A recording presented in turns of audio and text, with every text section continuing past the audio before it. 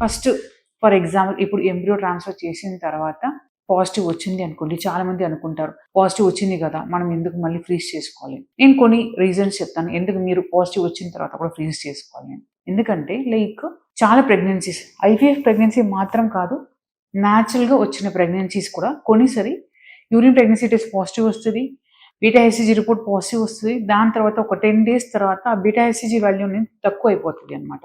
And then maybe few days తర్వాత beta HCG అనేది negative కూడా రావచ్చు. దీన్ని బయోకెమికల్ ప్రెగ్నెన్సీ అంటాం. సో దానికి కూడా ఛాన్సెస్ ఉన్నాయి. అండ్ దెన్ కొందరికి హార్ట్ బీట్ రాకుండా ఉండొచ్చు, కొన్నిసారి హార్ట్ బీట్ వస్తుంది, దాని తర్వాత మధ్యలోనే ఆగిపోవచ్చు. మేబీ బేబీ కొంచెం జెనెటికలీ అబ్నార్మల్ బేబీ ఉంటే కూడా హార్ట్ బీట్ ఆగిపోవడానికి అండ్ దెన్ అబోషన్స్ అవ్వడానికి ఛాన్సెస్ ఎక్కువ ఉన్నాయన్నమాట.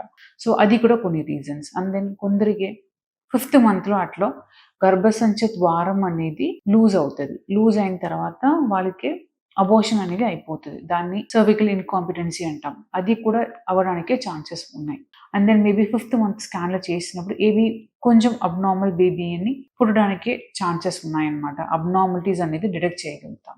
అండ్ దెన్ మేబీ కొందరికి ట్విన్స్ ఉన్నప్పుడు కొంచెం ముందే డెలివరీ అవ్వడానికి ఛాన్సెస్ ఉన్నాయి. ఇట్లా కొన్ని జర్నీస్ ఉన్నాయన్నమాట. అండ్ దెన్ కొన్ని కాంప్లికేషన్స్ అవుతాయి. అండ్ దెన్ అట్లా ప్రెగ్నెన్సీ టైంలో ఎప్పుడైనా అబోషన్స్ దాన్ని జరగడానికి ఛాన్సెస్ ఉన్నాయి. బేబీ డెవలప్మెంట్ మొత్తం చూసుకొని అప్పుడు మనం ఎక్స్ట్రా ఎంబ్రియోస్ని ఫ్రీజ్ చేసుకోవడం ఇట్ ఈస్ బెటర్.